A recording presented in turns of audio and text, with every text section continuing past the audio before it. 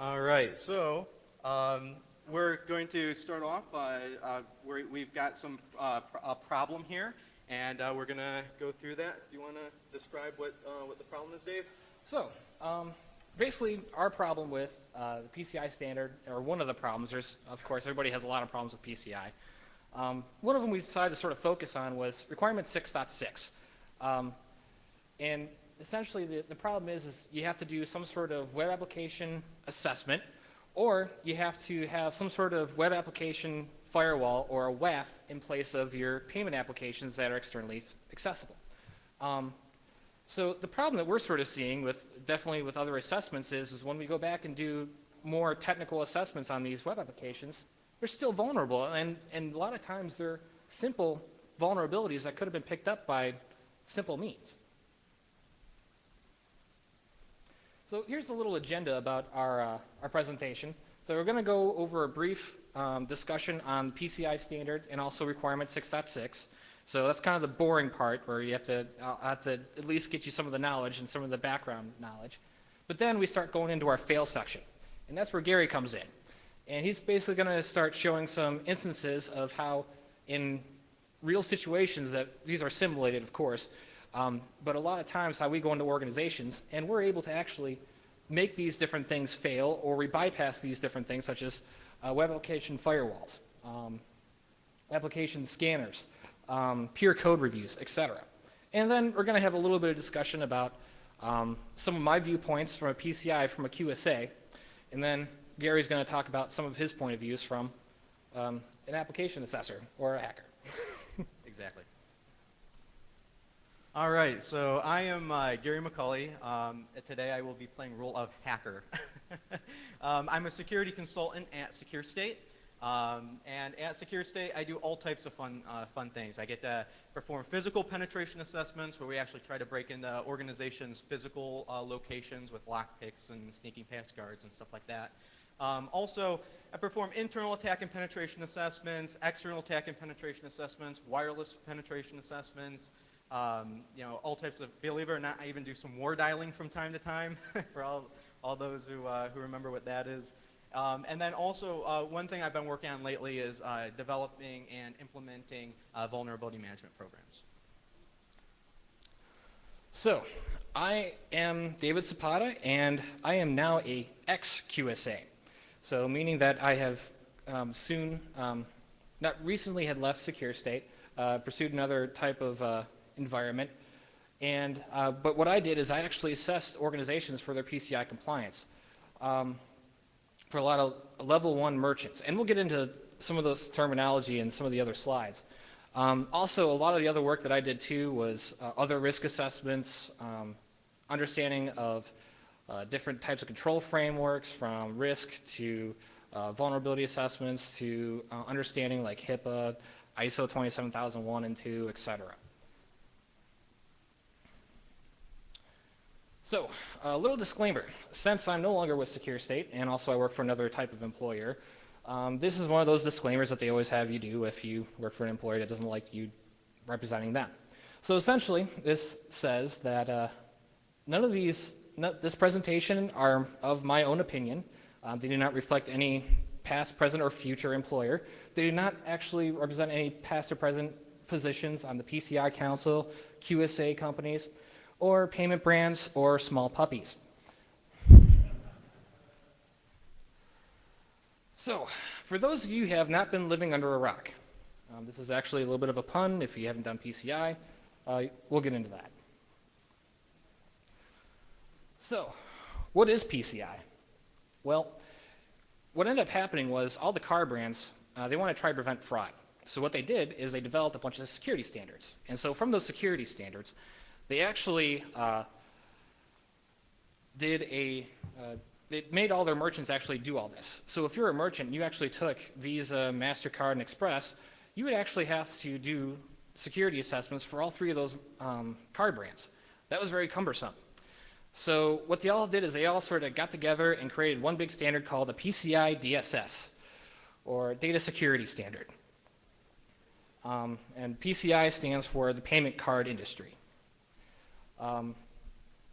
Let's see here. So essentially, depending on how you process credit cards and how many levels of how many credit cards you actually process and how you process your credit cards is dependent upon what type of reporting you have to do. So either one, you have to do a level 1 ROC, which you actually have to have a guy like me or who I used to be go on site, perform an assessment, do an audit, and then say you either pass or fail, or you do what you call a self-assessment questionnaire or an SAQ. And so from that, you'd actually just say, I'm good, and give it to your bank, and your bank says, okay, looks good to me. All right, so there's a little bit of catch to that first part. Level 2 merchants, in some cases, they have the ability to have what you call an ISA, or a information security assessor. So a QSA actually stands for a qualified security assessor. An ISA is someone that's internal to your network, that might be part of an audit team, that takes the same training that a QSA would take. Level 1, Level 2, Level 3, Level 4, those are the different levels of merchants. So your Level 1s are like your Walmart, your Level 4s are your mom and pop shops that are just taking credit cards with a knuckle buster, or maybe even with a card swipe machine. Those will determine what type of assessment you have to do. Now, in some instances, if you're a Level 4 merchant, you could potentially actually be required to do a Level 1 assessment or perform a ROC, where I have to come on site and do an assessment because your bank considers you a high risk, and this happens when you become breached. So, a little bit about the actual standard itself. It has a lot of controls. It has over 220 some controls. So try applying that to your organization and making it fit within your organization. It's pretty rough. Also, there is some qualifications as to how you process your credit cards. Depending on how you're actually processing your credit cards will depend upon how many controls you actually have to potentially prove your compliance to. Generally, they always say that you have to comply to all the controls, but you only have to report on some of them. So, for instance, if you're just doing what I call the knuckle buster, where you do a card imprint machine, where you just swipe it over and it does like a little imprint carbon copy, that would be what we call an SAQ, or self-assessment questionnaire, a subset of requirements. So that would be about 20 controls. SAQB is when you have one of those credit card machines that hooked up to a phone jack or something like that. So you just swipe it in. That's probably closer to about 40 controls. SAQC and CVT are pretty similar, but a little bit different. SAQC is when you have a validated payment application that you're using to process credit cards, and you have to abide by about 60 controls or so. SAQ-CVT is when you're using a terminal, such as like any computer, that goes onto a web browser that then connects up to another payment system online somewhere else. So all those systems that are using to process credit cards have to have compliant controls on them. It's about 60 controls. And then you have your Ds. It's not the grade that people get when they're doing their PCI compliance, but what it is all the controls. So that means that you're storing, processing, and transmitting credit card information. And that's very key with understanding the scope of PCI. So PCI, the scope of it, is all about credit card information. A PAN, which is the personal account number, which is your credit card number, and the expiration date. Technically, those are the only two things you need to process a credit card. However, a lot of merchant banks and processors require you to also use what you call the CVV code. There's several different versions or names of that CVV code, but it's a 3-digit number that's on the back of a credit card. So let's get into the meat of what we're kind of talking about. So that's sort of the background of PCI and some of the high-level stuff. If you guys have questions or whatever, you can feel free to talk to me after the presentation. But right now we're focusing on one control. And so this control is about publicly facing applications that process credit card information. You have to have either some sort of application assessment or application vulnerability assessment code review, or you can have what you call a web application firewall installed in front of your web application. So if you look at what I highlighted, public-facing web applications. So that means the only thing that's required to be assessed is stuff that's facing publicly.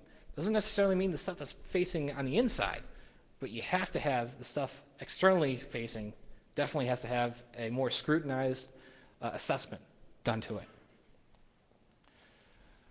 So the intent of the control was really to try to ensure that we're protecting credit card information, because that's what it is. It's about fraud. And here are the things that we're trying to protect against. You see the requirement 6.5. Basically talk about all the different types of stuff. If you are familiar with OWASP, it is a standard for ensuring that you're doing secure code practice. And this is just a high-level overview of some of the different things we're looking for, such as SQL injection, cross-site scripting, the usual suspects.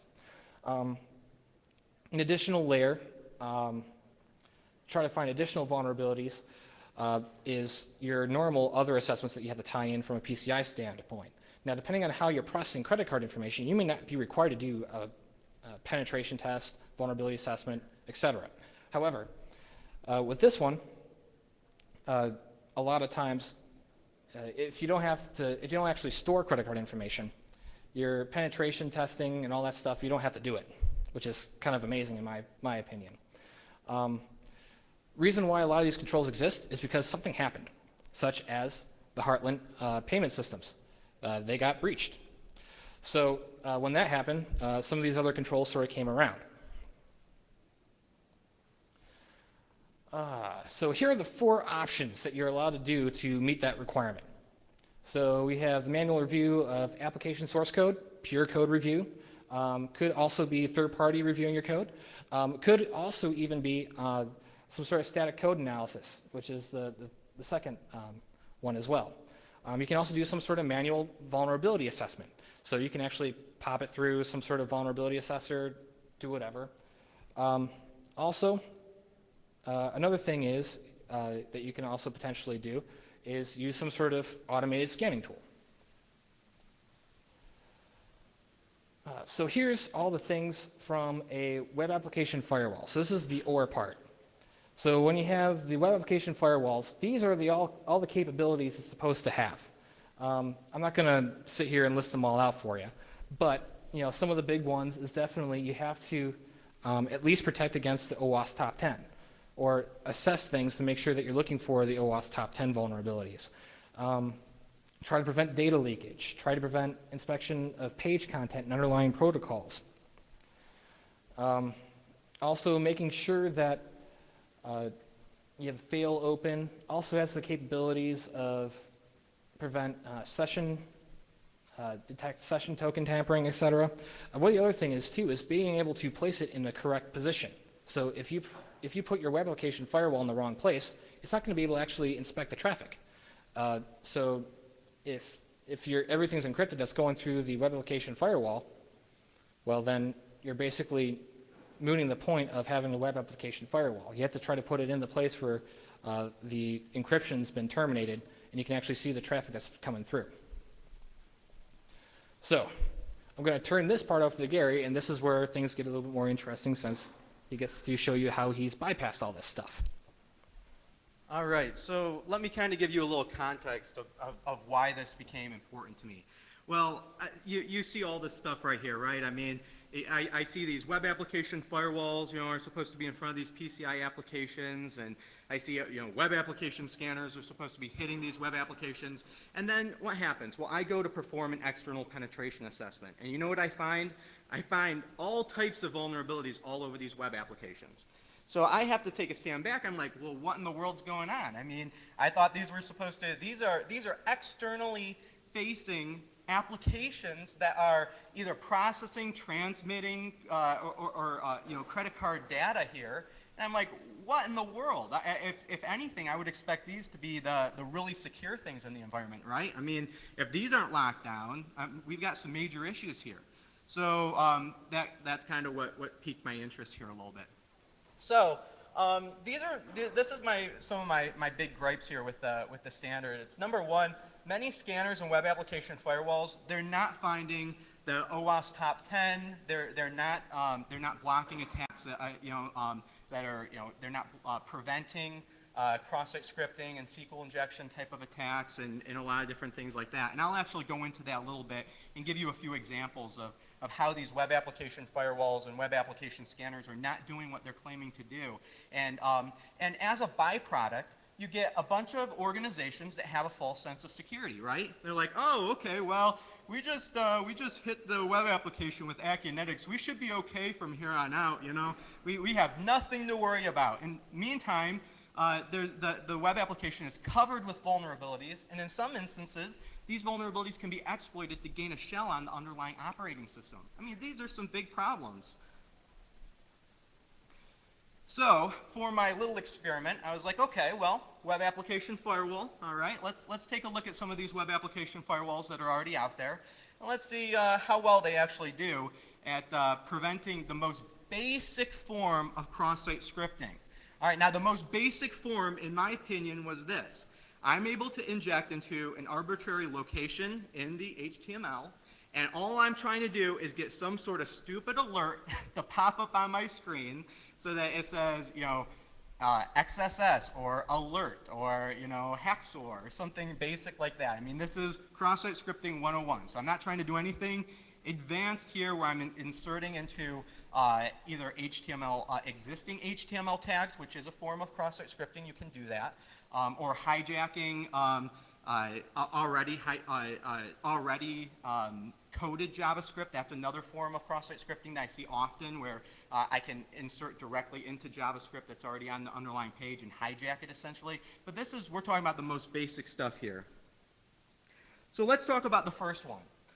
First one here, Armor Logic Profense. All right, so now let me give you a disclaimer. This is out-of-the-box configurations, okay? Because let's be honest, that's what most organizations are doing, right? They're using the out-of-the-box configurations for these web application firewalls. They're putting it in front of their web application, and then they're washing their hands.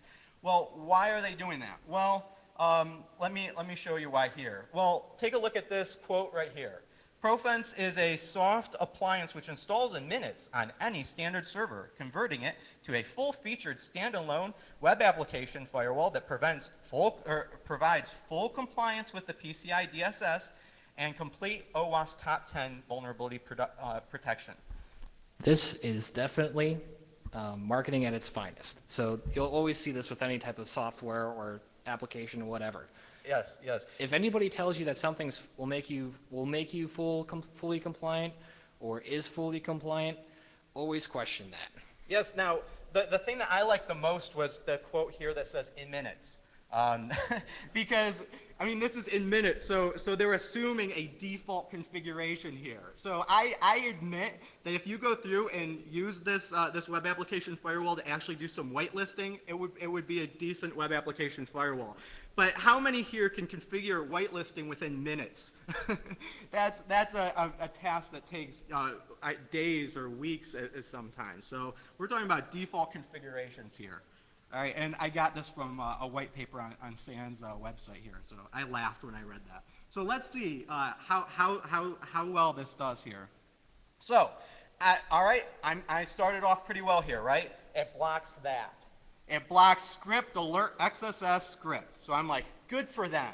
Good for them. They know how to code web application firewalls. However, it didn't block that.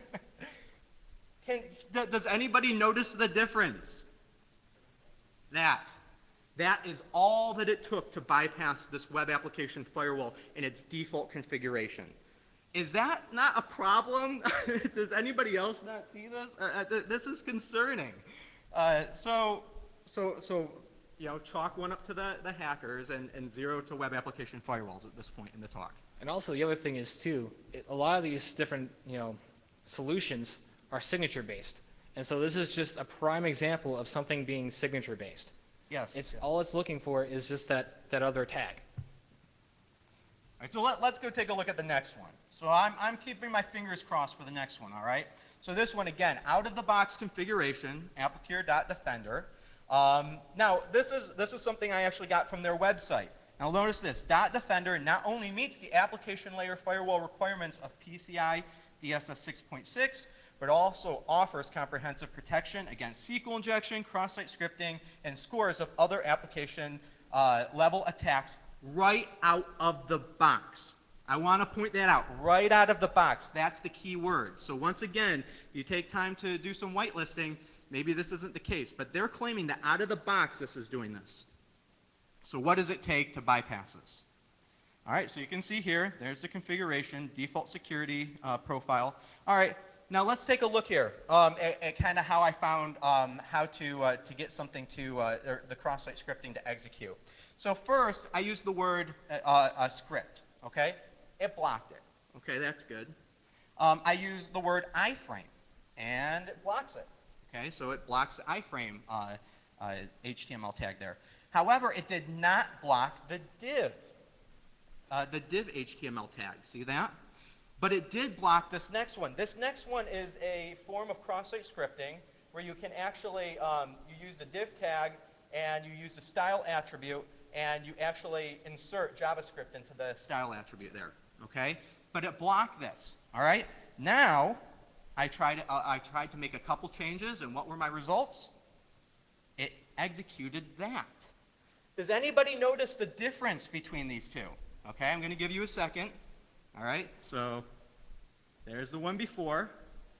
Here's the one now. And that. I just changed the word alert to the word confirm. And I got a pop-up. All right, so, and this is a really important thing to grasp here because we all know that attackers write malicious JavaScript with the word alert in it. That's just a no-brainer, right? And I'm just being facetious there. Of course not. An attacker doesn't want to alert you to what they're doing. That would just kind of be silly, right? So this, again, this is signature-based web application firewalls at their finest. They're obviously filtering on the word alert. They're filtering on the words iframe. They're not filtering on the word div, and they're not filtering on the word confirm. Now, the other thing is, too, to sort of tie this back to some of the other assessments. So your automated tools, a lot of them are going to try these different types of simple expressions, and what are they going to do? They're going to use the word alert. They're going to use the word, cross-site scripting or XSS. So that's the other thing, too. They're kind of making these tools to pass simple vulnerability assessment tools. So let's take a look at the final one. Now this one was the one that I had all my money on. If I was a betting man, I would put all my money on this. There's a couple reasons for this. Number one is, so out of the box configuration, it said that it blocks top threats like SQL injection, cross-site scripting, and many more by policing the key tactics, blah, blah, blah, blah, blah. But this is what really got me. PCI compliant from birth. This is amazing. I mean, maybe he was PCI compliant from birth, but I sure wasn't. So I'm saying, wow, now this is going to be top-ranked firewall action here. I'm going to have to pull miracles and magic code, and I'm going to have to bypass all type of stuff. And so let's see what happened. All right, so there we go. There's the configuration I used. Out-of-the-box configuration. You see, it's going to block SQL injection and cross-site scripting and directory browsing and all types of fun stuff. So I'm like, all right, let's roll up our sleeves now. All right, here we go. First shot. It blocked it. Okay, iframe, source, JavaScript, alert, bingo. All right, score one for the PCI compliant from birth people. That failed. This executed just fine. Does anybody even notice the difference? Right there. That's all it took to bypass a PCI compliant web application firewall from birth. Very surprising. So you can kind of see now where I'm just a little bit disillusioned by some of this stuff that I read about the PCI stuff, and I'm like, well, I don't think it's really doing its job very well. But you can see how this would give companies a false sense of security. I mean, they're saying, hey, I got a PCI compliant firewall from birth. I don't have to worry about anything. And then all that someone has to do is remove the final script tag or the final bracket, and it executes. So this is kind of scary. So let's go into another example here. All right, so now let's talk about web application scanners. All right, so this is an example. This is an example page I created. Okay, I'm not the best at creating web applications, as you can tell, but it gets the basic point across, right? So you see here that says, please enter your name, and then if you're a new user, just enter the word new user in there, right? And then it says, then you put your employee ID, put your rule in, and you submit your query, all right?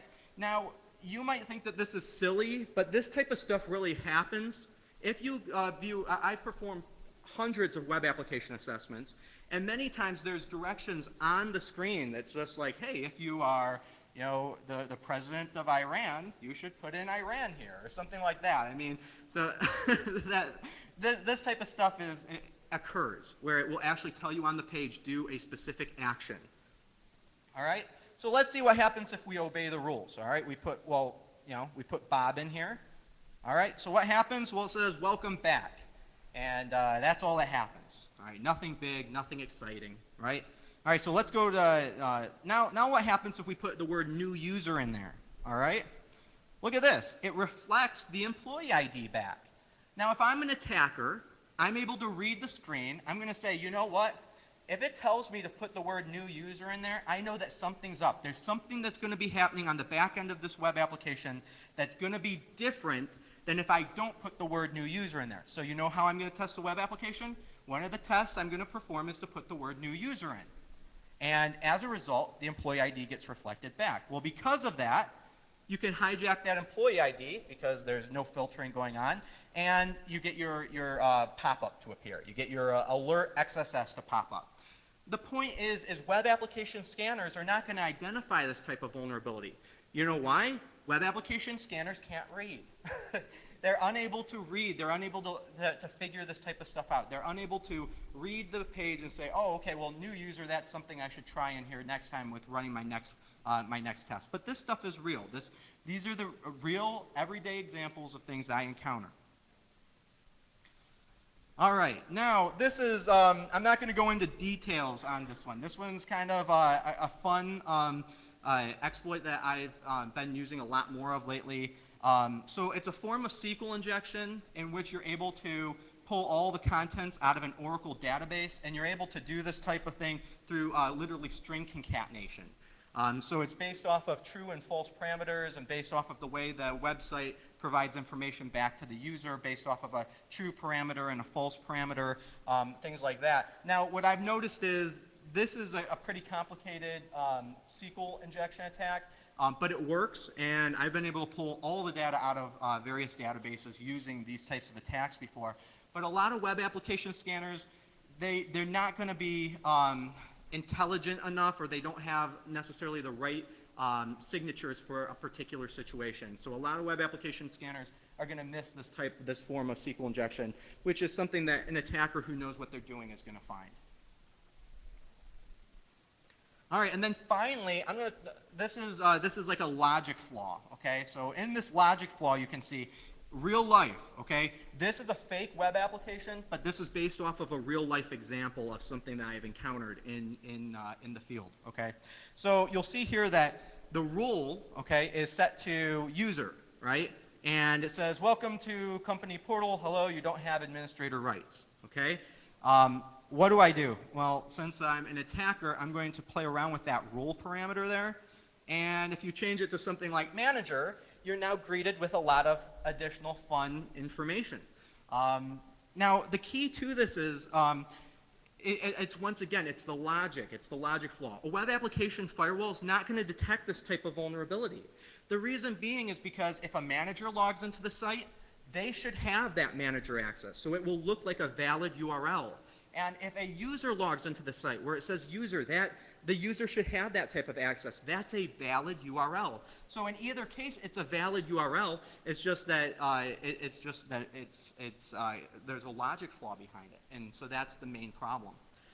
Web application scanners, again, they're not going to identify this type of vulnerability, even if they happen to figure out that the word manager was, gave them additional information. All it would look like is valid HTML that pops up on the back end anyway. So web application scanners, again, aren't going to get this type of thing. All right. So we've kind of taken a look at some of these problems. Another thing to note is I have actually installed vulnerable software that's vulnerable to like different forms of SQL injection and I've been able to bypass various web application firewalls through that as well, including Barracuda firewalls, Barracuda web application firewalls, which is kind of surprising because that's a pretty high-end web application firewall. So it's not just cross-site scripting. I wanted to keep it to cross-site scripting because I wanted to give one example, but this can also be applied to different SQL injection vulnerabilities as well. So now let's talk about this a little bit. What exactly is wrong here with PCI 6.6? All right, so the first thing that kind of concerns me and so they say you can do these web application scans and you'll meet the intent of 6.6. Remember, we're not talking about an HR site that has just a bunch of garbage on it. We're talking about web applications that are doing something with your credit card. Okay, so you take a look here, and PCI doesn't even require that these scans be authenticated. Okay, it doesn't lay out any sort of guideline like that. So how many of you have gone to like a website where it says create your own account, and then you create your own account, and then you're dropped into the full version of the site that's tied to your account? Well, PCI doesn't come flat out and say, hey, by the way, if you can do all this stuff, then this has to be an authenticated scan. So that's a problem because a lot of times we kind of get this M&M security, right? So the login page is all crunchy and hard, and you run your web application scanner against that. The web application scanner finds nothing. However, when you log into the website, you're greeted with all types of fun vulnerabilities, and it's the playhouse of vulnerabilities. I mean, you get SQL injection, cross-site scripting, directory traversal. It's all over the inside of the app, but you're not going to find it on the outside of the app. So to me, that's a problem. So, here's my response to that. So currently there is no standard for how these things are actually completed. So there is no standard of a code review. The guidance, the additional guidance, just says, hey, do a peer code review, have a third party look at it. Another good example of a good review would possibly be someone doing a static code analysis, such as like Requ. The problem is that there's nothing sort of saying, hey, I know how to use my tools, or B, I have these tools, I know how to use them, but no one's saying that I have to do this. So what I'd do is I'd encounter a lot as a QSA would be organization X has to have a web application vulnerability assessment performed. Well, what ends up happening is they just look at that one first part of that web page, and they don't look at anything else. And from a PCI standpoint, you're compliant. But as a security standpoint, you're not compliant. So one of the always things I always preach to people when they're going through PCI process is compliance does not always equal security. Another issue that always comes up is resource availability. So you may not always have the ability to hire someone to do all these code reviews if you're a smaller organization, because there's a lot of smaller organizations that take credit cards. And a lot of times too, they might not have the resources to actually perform code reviews. So in some cases, you have to sort of identify, what's the best case scenario for your company? Can you perform all these stuff? Can you buy these tools? Can you actually accomplish these type of code reviews? And my quick response to that would be, number one, on the bottom here, if that company cannot afford to have this stuff done correctly, then I don't think they should be taking the credit cards at all. Because quite frankly, they're playing with my information. And so I think that's kind of, in my opinion, not a real good idea, right? I mean, if you can't pay for it, then you probably shouldn't be taking them. Maybe you need to find a different way around it. And then finally up here is, the organizations are performing these web application scans on their own a lot of times, and they don't know how the tool even works correctly. They just point the scanner at the web application and blast it away. But even more than that, PCI doesn't give you a lot of guidance, right? I mean, so it's just saying, hey, perform some assessment on the web application. So it doesn't say that it has to be authenticated. It doesn't have to, it doesn't give you a lot of guidance there. So blasting a web application with a scanner in the front page isn't a really good idea. It doesn't seem like they thought that through a lot. Right. And so basically, the other thing is it's just a tool. Yep, exactly. This is the other thing here is PCI DSS 6.6 is not protecting web applications from logic flaws, right? So I showed earlier how we can change, user to the word add to manager, or we could make some sort of change like that and gain access to the web application. And these are real life scenarios. So for example, I was performing an assessment just the other day, and at the very end it said, here's your receipt, okay? And I got this receipt, and there's a bunch of sensitive information on the receipt. I take a look up in the URL. It says receipt, it's like number equals 1115 or something like that. So I was like, oh, okay, well, what happens if I change that to 1114? Sure enough, somebody else's receipt pops up. What if I change that to 1113? Bang, another receipt. I'm like, wow, this is fun. So I throw a burp against it, which is a web application proxy. I just start iterating through all those numbers, and before you know it, I have all this sensitive information. And so this stuff is real, and I come across that all the time. So we're not talking about hypothetical in lab situations here. This is real stuff. So it's not checking for that, right? I mean, web application scanners aren't going to be able to identify that, and web application firewalls aren't going to be able to block against that, because it looks like normal traffic. Point blank, let's be honest, scanners cannot think like an attacker. And like I said, the web application firewall doesn't even know to block it. So the other thing is that, so my response to this whole entire argument is, all these different tools or assessments are supposed to be looking for one thing. You're supposed to be looking for vulnerabilities identified within requirement 6.5. These requirements tie to the OWASP top 10. They also can tie to, so like let's say if you want to use other standards, you can also use the SANS CWE top 25. You can also use the secure coding practices as well. And once again, the standard itself doesn't say look for business logic flaws too, because there's just no good way to identify that type of vulnerability. There isn't a CVV code or there's not a CVE database on business logic vulnerabilities. The other thing is hopefully if you have to do a web application vulnerability assessment, some of these things are being identified within your penetration test. This also goes back to, is your company that's doing your penetration test doing a good penetration test? Can they find these things that these normal automated tools can't find or static code analysis can't find? And so hopefully that's the part where I think they're trying to interwork the different types of assessments. However, in many cases, I've seen poor penetration testing, where someone just basically did a vulnerability scan and said, hey, it's a pen test. Once again, it's all about striking a balance between automation and a real person doing the work. And let's be honest, sadly, a lot of organizations are going to go with the cheapest company. And the cheapest company, they're going to take Nessus, they're going to blast the external website, and they're going to say, there you go, there's your checkbox. You've now had an external penetration assessment performed. So what's sad is PCI 6.6 isn't doing its job, and now neither is the penetration testing requirement as well. So that could be a completely different topic that would last a long time, but let's just leave it at that for now. All right, objection 3. Next problem. Based off my examples, web application firewalls and scanners, when it comes to the OWASP top 10, they're not going to identify all these vulnerabilities, right? I mean, based off my examples, I gave a couple of them. It's just the way it is.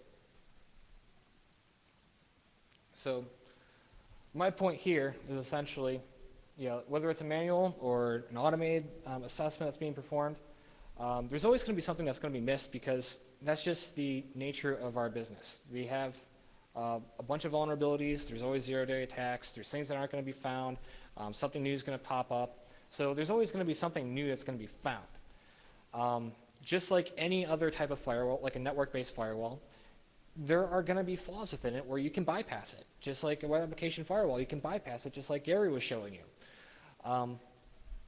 The problem is that we have to use is a layered approach. Not one thing is actually going to be able to solve the issue. Even let's say the technology for web application firewalls improves significantly within the next year or 2 years or 3 years. There's still going to be issues that you can find that those applications just might not be able to look. Maybe they will look for business flaws. Maybe we'll be able to implement those technologies a little bit better with better whitelisting and blacklisting. and maybe they'll have better signatures where they can find stuff. But still, there's going to be other things that can be found. And at this point, I'm just going to say this, is let's go ahead and bring this to the level of 0 day. So yeah, I concede that there's always going to be ways around these web application firewalls and around, just like there are network layer firewalls. But for Pete's sake, it shouldn't be removing a bracket. Let's get this down to the level where it needs to be. Let's start doing some whitelisting. How about PCI makes it so that whitelisting is the standard instead of this garbage blacklisting stuff? That's my take on it. Let's make it a little bit more difficult for the attackers. Finally, this one here, and this is the one that that really bugs me, is so the web application firewalls and web application scanners, there's little guidance. The PCI Council is giving very little guidance as to what is an acceptable web application firewall and what's an acceptable web application scanner. And this is what really gets me. So I have to do this ASV recertification thing every year because Secure State's an ASV, which means that we have to perform these external scans against different organizations' PCI zones. And I have to jump through so many hoops in order to get this stupid certification. All right, how come these web application scanners and web application firewalls don't have to go through some sort of certification as well? How come they don't have to stand up a web application in front of a vulnerable web application firewall and say, how many of these attacks are you going to block today? I mean, where is this? Where's the certification? If we're going to make PCI all about certification, then let's certify these things as well. I kind of agree with this one. I didn't really have any issues with it, but the thing that I started finding too is, especially when it comes to application scanners, or whether it be a web application assessment code review, additionally, whatever, the thing is that the guidance, such as what was provided in the previous slides, they just basically have a list of thou shall do this. They don't have any guidance or better understanding or better guidance on what you should do from a procedure standpoint. If you don't have those procedures, people are going to do the bare minimum, and they're just going to meet the highest level of the requirement. And it's kind of sad in that regard that people don't think of, oh, this is just a thou shall, and I really need to make up a better process internally to run these type of assessments or these tools or this vulnerability code review. And once again, payment applications that are on a Visa PCI list or Visa service provider list or what have you, they all have to go through a certification process. So is the ASV scan process, where all it is a vulnerability scan that you're doing on the external side. So if you're using these type of tools and they have to be validated, why on earth are these tools not validated in some way, shape, or form? All right, and we're going to quickly wrap this up because I think we're almost out of time here. So let's just go through these real quickly here. So what's the answer? Real quickly, compliance does not equal security. So get that out of your head, and let's start thinking about how we're going to actually secure our organization. Well, here's the other thing, too. It's not necessarily in our heads. It's really in the management's heads. And that's the fight that I was always fighting with within PCI. Every single time I go into an organization, you're not secure. You're not PCI compliant. You're not doing what you're supposed to be doing. They don't care because it doesn't affect their bottom line. And so I think, once again, as I've heard in several other presentations and different organizations and podcasts and what have you, it's all about communicating that up to upper management. If they don't understand that compliance is not equal security, or that compliance is not the bare minimum, at least, possibly, it needs to be communicated that they have to do risk assessments and understand what their true risks are and what they really should be doing above compliance to meet their security needs.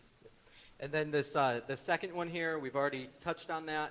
The third one here, better secure software development lifecycle. Companies really should have a good SDLC in place where they're vetting out these vulnerabilities in the early processes. I mean, it should actually be part of the very development of the web application from the very design phase of the application all the way through. So we need a real SDLC.